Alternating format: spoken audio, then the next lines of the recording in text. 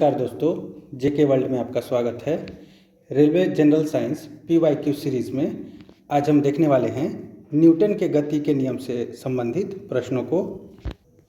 अगर आप railway NTPC या ग्रुप डी एग्ज़ाम्स की तैयारी करते हैं तो इस चैनल को सब्सक्राइब कर लीजिए। मैंने 2019 में railway group D exam qualify किया था और अभी मैं रेलवे में ही काम कर रहा हूँ, तो मुझे पता है कि रेलवे के एग्ज़ाम को क्वालिफाई करने के लिए क्या और कितना पढ़ना ज़रूरी है। इसलिए मैं इस चैनल पर आपके लिए लिमिटेड और यूज़फुल कंटेंट लेकर आता हूँ, जिसके माध्यम से आप इजीली रेलवे के एग्ज़ाम्स को, चाहे वो NTPC हो या ग्रुप डी, क्वालिफाई कर सकते हैं। तो चलिए शुरू करते हैं।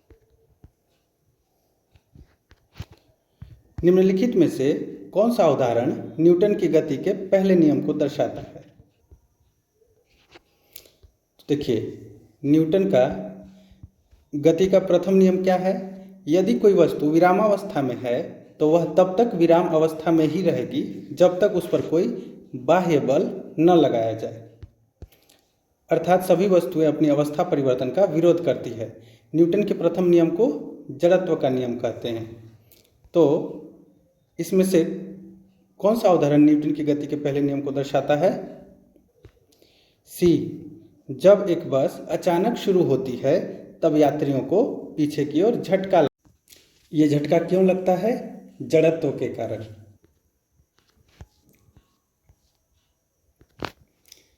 यदि हम पेड़ की शाखा को तेजी से हिलाएं तो कुछ पत्तियां पेड़ से अलग हो जाती हैं। यह डैश के कारण होता है। यह भी जो है जड़त्व के कारण होता है। यदि हम पेड़ की शाखा को तेजी से हिलाएं तो कुछ पत्तियां पेड़ से अलग हो जाती हैं। यह जड़त्व के कारण होता है। गति का तीसरा नियम डैश और वेग के बीच संबंध प्रदान करता है। यह जो है स्थिति और वेग के बीच संबंध प्रदान करता है। यहाँ देखिए, न्यूटन के गति के तृतीय नियम के अनुसार प्रत्येक क्रिया के बराबर परंतु विपरीत दिशा में प्रतिक्रिया होती है। अतः गति का तृतीय नियम किसी वस्तु की स्थिति तथा वेग के बीच संबंध को दिखलाता है। v² minus u² is equal to 2as। यहाँ पे देखिए, संख्यात्मक प्रश्न है। 3 किलोग्राम की एक पिस्तौल से 180 मीटर प्रति सेकेंड वेग से एक 40 ग्राम की गोली क्षैतिज रूप से चलाई गई है। पिस्तौल का प्रतिघाती वेग कितना है? इसका सॉल्यूशन नीचे देखिए। माना पिस्तौल v वेग से v मीटर प्रति सेकेंड की वेग से पीछे हटती है, तो प्रश्नानुसार है पिस्तौल का संवेग बराबर माइनस गोली का संवेग, तो mv is equal to minus mv। तो यहाँ पे इसे जब सॉल्व करेंगे, पिस्तौल का वजन दिया हुआ है 3 किलोग्राम, उसे ग्राम में बदल लिए 3000 गुना v बराबर गोली का वजन -40 और गुना 180। यहाँ पे 180 क्या है? गोली का वेग। तो इसे जब सॉल्व करेंगे तो पिस्तौल का प्रतिघाती वेग कितना निकल के आएगा? -2.4 मीटर प्रति सेकेंड। किसी वस्तु के संवेग परिवर्तन की दर बल की दिशा में आरोपित असंतुलित बल के समानुपाती होती है। इस नियम को क्या कहा जाता है? यह जो है न्यूटन की गति का दूसरा नियम है। गति का दूसरा नियम डैश से संबंधित है। यह जो है संवेग से संबंधित है। गति का दूसरा नियम संवेग से संबंधित है। गति के दूसरे नियम के अनुसार किसी वस्तु के संवेग में आया बदलाव उस वस्तु पर आरोपित बल के समानुपाती होता है तथा समान दिशा में घटित होता है। न्यूटन की गति का दूसरा नियम दो परस्पर प्रभावी वस्तुओं पर बलों के बीच संबंधों की व्याख्या करता है। नहीं। जड़त्व के नियम से भी जाना जाता है। नहीं। जड़त्व का नियम तो न्यूटन की गति का पहला नियम है। बल के प्रभावों को समझने में सहायक है। यह जो है सही उत्तर है। न्यूटन की गति का दूसरा नियम बल के प्रभावों को समझने में सहायक है। न्यूटन के गति के दूसरे नियम का समीकरण क्या है? दूसरे नियम का समीकरण है F is equal to M A, यहाँ पे एफ जो है बल है, फोर्स, एम मास है और ए एक्सीलरेशन है। तो बल बराबर भार गुना त्वरण, सॉरी भार नहीं द्रव्यमान, बल बराबर द्रव्यमान गुना त्वरण। किसी भी वस्तु के संवेग में परिवर्तन की दर उस पर लगाए गए बल के समानुपाती होती है तथा संवेग परिवर्तन की दिशा वही होती है जो बल की दिशा होती है। अतः न्यूटन के गति का दूसरा समीकरण F बराबर ma होता है, बल का मात्रक न्यूटन होता है। इस यहाँ पे F जो है वो बल है, m द्रव्यमान और a त्वरण है। समीकरण F = ma को न्यूटन के डैश नियम के रूप में जाना जाता है। इसे न्यूटन का गति से संबंधित द्वितीय नियम के रूप में जाना जाता है। निम्नलिखित में से न्यूटन का कौन सा गति नियम लॉ ऑफ मोशन दीवार पर फेंका हुआ गेंद क्यों टकराकर वापस लौटता है के संबंध में व्याख्या प्रदान करता है। देखिए यहाँ पे क्रिया और प्रतिक्रिया का नियम है, तो यह जो है न्यूटन की गति का तीसरा नियम है, तीसरा गति नियम। यहाँ पे व्याख्या देखते हैं। दीवार पर फेंका हुआ गेंद टकराकर वापस लौटता है जो गति के तीसरे नियम की व्याख्या करता है। जब दो वस्तुओं की पारस्परिक क्रिया में एक वस्तु जितना बल दूसरी वस्तु पर लगाती है, दूसरी वस्तु भी विपरीत दिशा में उतना ही बल पहली वस्तु पर लगाती है। इसमें से किसी एक बल को क्रिया व दूसरे बल को प्रतिक्रिया कहते हैं। इसे क्रिया प्रतिक्रिया का नियम भी कहते हैं। निम्नलिखित में से कौन सा कथन न्यूटन के गति के तीसरे नियम के लिए सही है। ऑप्शन ए है बल एक ही निकाय पर लागू होता है, ये गलत है। बल एक ही निकाय पर विपरीत दिशा में लागू होता है, ये भी गलत है। बल अलग अलग निकाय पर विपरीत दिशा में लागू होता है, यह जो है सही कथन है। गति के 3 नियम इनमें से किसके द्वारा प्रतिपादित किए गए थे। यह जो है आरआरबी एनटीपीसी 8 जनवरी 2021 सेकेंड शिफ्ट में पूछा हुआ क्वेश्चन है। तो गति के 3 नियम न्यूटन द्वारा प्रतिपादित किए गए थे। एक नज़र देख लेते हैं वो तीनों नियम कौन कौन से थे। सर आइजैक न्यूटन ने सबसे पहले 1687 ईस्वी में अपनी पुस्तक प्रिंसिपिया में गति के 3 नियमों को प्रतिपादित किया था। गति का प्रथम नियम कहता है यदि कोई वस्तु विरामावस्था में है तो वह विरामावस्था में ही रहेगी, और यदि गति की अवस्था में है तो गति की अवस्था में ही रहेगी जब तक उस पर कोई बाहरी बल न लगाया जाए। न्यूटन के गति के प्रथम नियम को जड़त्व का नियम कहते हैं। अब देखते हैं गति का द्वितीय नियम। किसी वस्तु के संवेग में परिवर्तन की दर उस पर लगाए गए बल के अनुक्रमानुपाती या समानुपाती होती है। वह संवेग परिवर्तन बल की दिशा में होता है। और गति का तीसरा नियम कहता है किसी वस्तु पर क्रिया की समान किंतु विपरीत दिशा में प्रतिक्रिया होती है। इसे क्रिया प्रतिक्रिया का नियम भी कहते हैं। आइजैक न्यूटन द्वारा गति के कितने नियम प्रतिपादित किए गए थे। देखिए इस तरह के क्वेश्चन भी पूछ लिए जाते हैं। कोई भी सवाल छोटा नहीं होता है, कोई ऐसा भी होगा जो इस प्रश्न का उत्तर भी नहीं जानता होगा। तो इसका उत्तर हो जाएगा न्यूटन ने गति के 3 नियम प्रतिपादित किए थे। न्यूटन के गति के नियमों का प्रकाशन वर्ष क्या था। अभी हमने देखा कि न्यूटन ने अपनी पुस्तक प्रिंसिपिया में गति के 3 नियमों का प्रतिपादन किया था और उनका पुस्तक का प्रकाशन वर्ष क्या था 1687। गति का प्रसिद्ध नियम डैश ने दिया था। ये नियम जो है न्यूटन ने दिया था। वही 3 नियम, पहला नियम जो है जड़त्व का नियम के नाम से जाना जाता है। दूसरा बल द्रव्यमान एवं त्वरण संबंधी नियम और तीसरा क्रिया प्रतिक्रिया नियम। एक निकाय के संवेग में परिवर्तन की दर डैश के समानुपाती होती है। हम लगातार बोलते आ रहे हैं कि किसी निकाय के संवेग में परिवर्तन की दर जो है बल के समानुपाती होती है। यह जो है यह कथन न्यूटन का गति संबंधित दूसरा नियम है, द्वितीय नियम।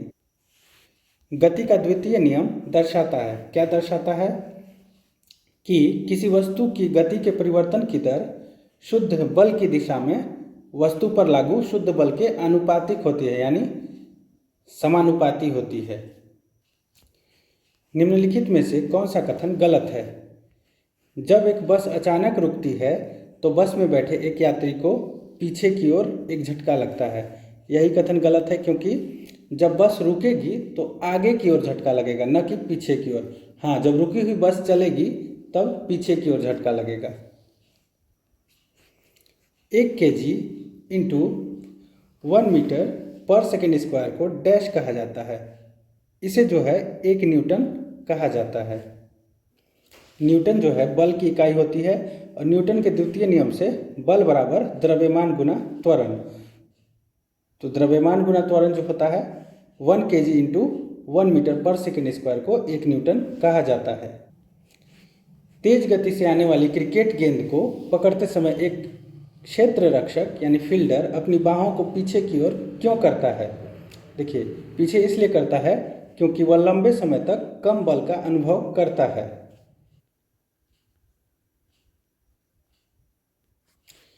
एक राइफल से गोली चलाई गई। यदि राइफल बिना किसी रोक के पीछे की ओर आती है तो राइफल की गतिज ऊर्जा क्या होगी? राइफल की जो गतिज ऊर्जा है वह गोली की गतिज ऊर्जा से कम होगी। देखिए, ऑप्शन ए में जो है गोली की गतिज ऊर्जा से अधिक नहीं, क्योंकि गोली की गति अभी ज़्यादा है तो उसकी गतिज ऊर्जा अधिक होगी। गोली की गतिज ऊर्जा के बराबर भी नहीं होगी और शून्य भी नहीं होगी। द्रव्यमान और त्वरण के गुणनफल को क्या कहा जाता है? द्रव्यमान और त्वरण के गुणनफल को बल कहा जाता है।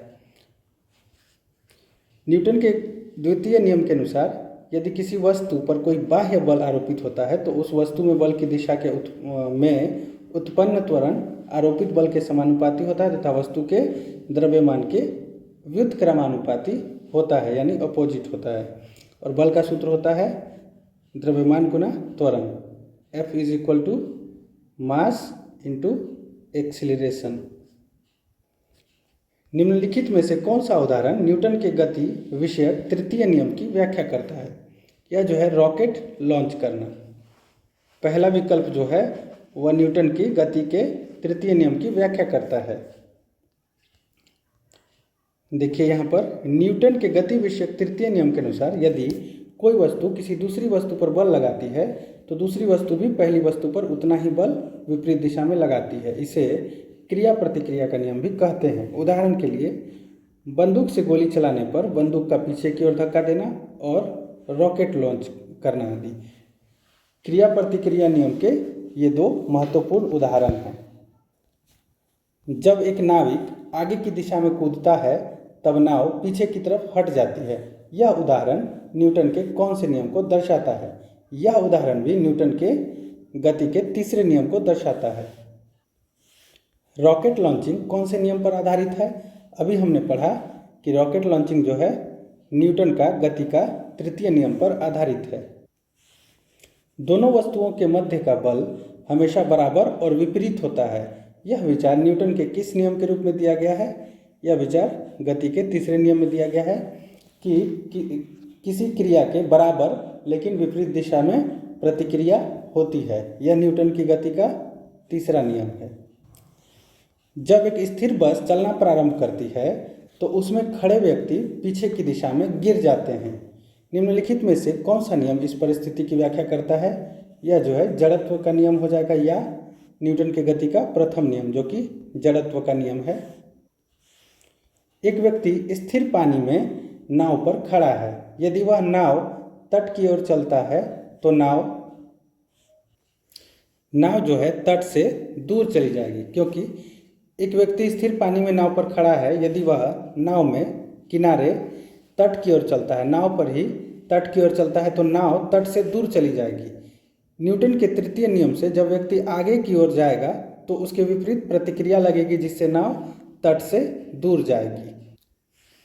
जब बंदूक से गोली छोड़ी जाती है तो बंदूक विपरीत दिशा में धक्का लगाती है। यह न्यूटन के नियम का उदाहरण है। किस नियम का? गति का तृतीय नियम। न्यूटन का गति का तीसरा नियम निम्नलिखित में से किस स्थितियों पर लागू होता है? ए है जब कोई व्यक्ति नाव से नदी के किनारे कूदता है तो नाव पीछे की ओर जाती है, इसमें लागू होती है। तो इस प्रश्न का सही विकल्प ए हो जाएगा।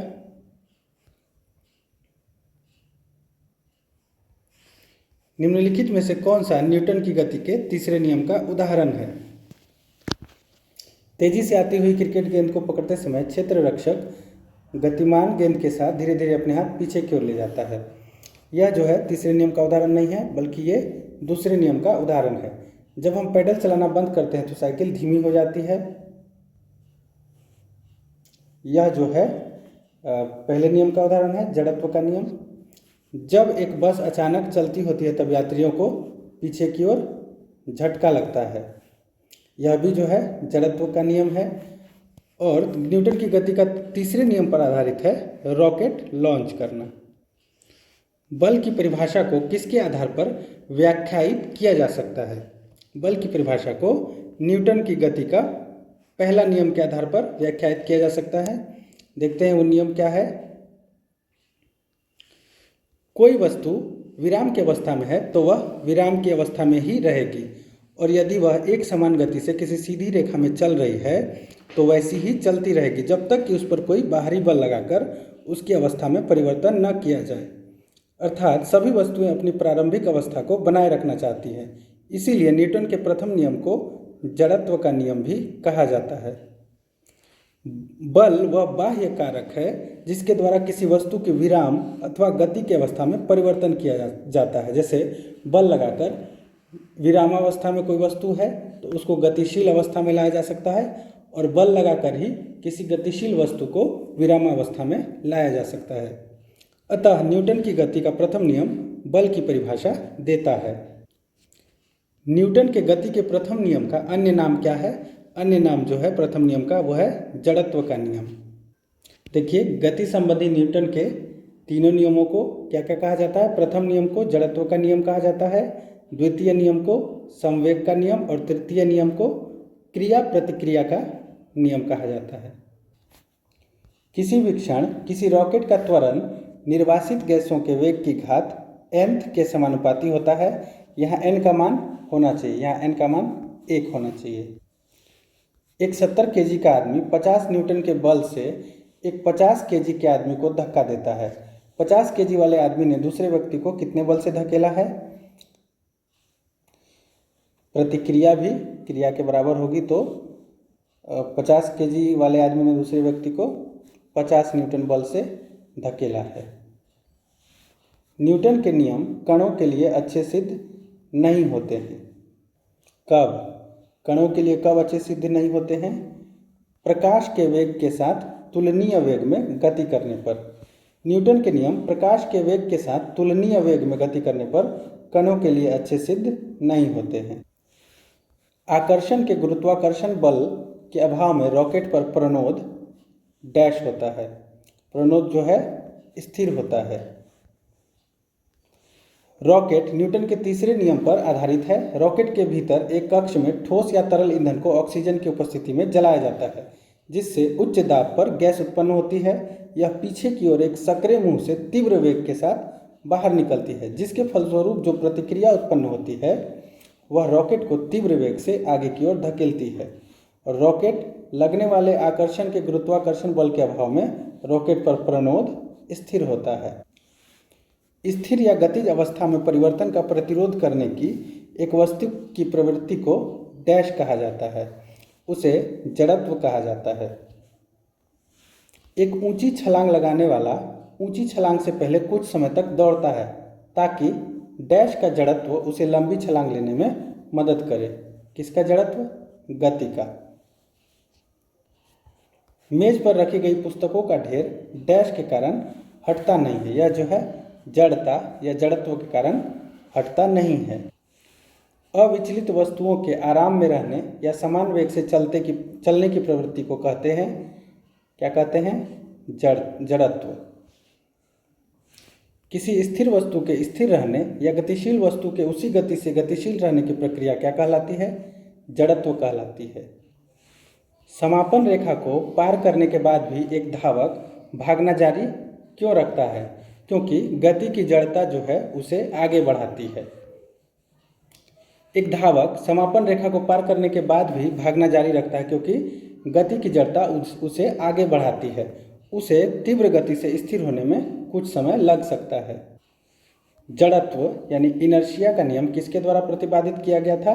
यह जो है आइजैक न्यूटन द्वारा। यह उनका गति संबंधी पहला नियम है।